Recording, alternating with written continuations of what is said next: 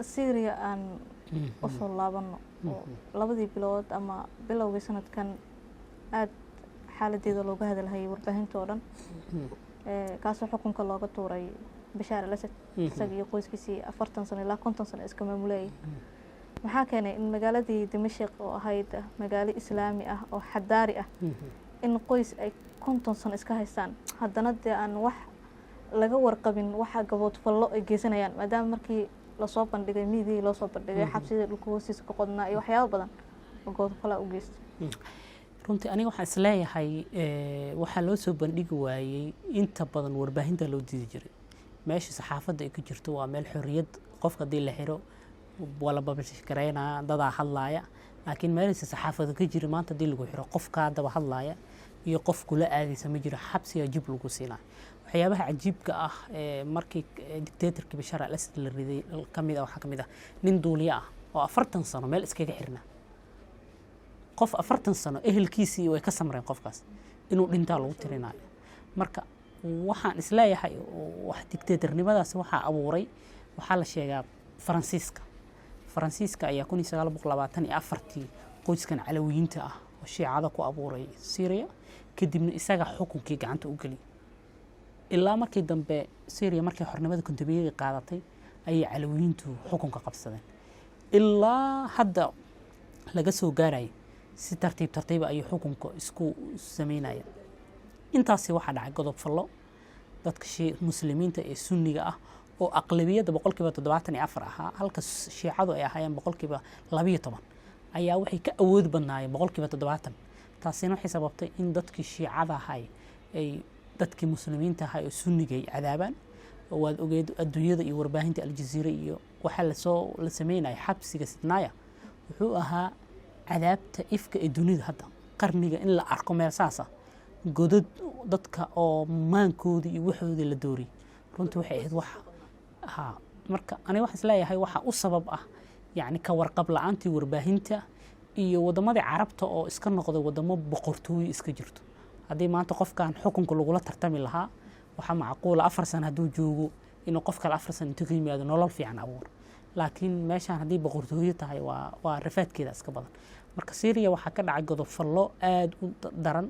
kumanaan qof ayaa xabsiga ku dhintay malaayiin qof ayaa dalka ka qaxay dhaqaale burbur dadkii aqoon-yahanada Syria waa ka qaxeen marka wadamada islaamka waxa u sababa isleeyahay aniga dictatornimadaasi yani nidaamka boqortooyada halkaas ka jira iyo waxa u sababa madaxda xilligaas oo qof la xisaabtamaysan jirin oo shacabkaysan la xisaabtami karin absolutely qoyskan hadda Bashar al-Assad oo aad soo hadal qaaday Faransiiska meesha ku abuuraysa sheegtay asalkooda halka laga keenay runtii Shiicadu inta badan wadamada Carabta way joogeen laakiin Syria waa ku yaraayeen dhulkan Shiicada sida markii taariikhda la fiirinayo dib loo baaro waxaad ogaanaysaa inay ka yimaadeen dhulkan Iran ama Khurasaanka ah oo Afghanistan iyo Pakistan iyo dhulkan laakiin xawligoodu dhulkan wadamada Carabta ah oo Syria iyo Palestine iyo dhulkan aad uuma badnayn laakiin xiliyadii gumeysiga aad u qabtaa in gumeysigu uu arka fursad oo ku jaalan jeegaray karo sunniga oo aqlabiyada haysta oo gumeysigana ka soo horjeeday sidaas aan isleeyahay uu abuur marka taariikhda dib ugu furay maxaa yeelay Shiicada yani qarnigii 20aad ka hor kama jirin wadamada Carabta oo wax Shiica leeyahay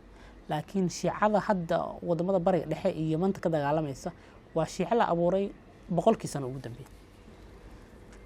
isla Suuriya intaan ka bixin waxa dhacday in markii ay la wareegeen qoladii sunniyiinta ahaa xukunkii dalka oo ay Bashar al-Assad meesha ka saareen in durba la soo saaray calan ka bedelan midab ahaan calankii ay hore u haysteen oo meeshii markii hore uu ka ahaa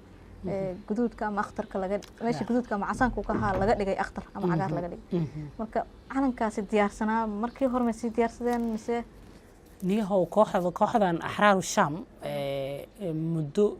13 sano la diriraya rejiimka Bashar al-Assad calanka ay isticmaalayeen oo calanka xorriyada u yaqaaneen calankan oo ahaa inkastoo wali lagu muransan yahay calanka Syria la soo celsho laakiin waxaan isleeyahay muhiimadda ay kala yihiin waxa waaye maadaama 50 sano ay calankani dad lagu dulminayay in waji cusub meeshii dhiigii ahaa lagu bedelo nabad ayaan isleeyahay laakiin waxa go'aanka iskale shacabka Syria iyo say u arkaan maadaama hadda dictatorkii la riday oo shacabkii Syria ay xor yihiin oo wadanka Syria xog yihiin inkastoo wadanka dagaalo iyo baaba oo wadankii Syria baaba ay xadaarad lahaa laakiin haddana يعني عالم كمهمة وقادنا يوم حوا إلا بدل وجهه عصب سوريا أو الله سماه سوريا عصب. عالم كان وعالم هراء وجري كوحدان استعماله أحرار الشام يعني هراء ومجرين لكن حاليا دي دجالات ودعايين أي عالم كان استعماله.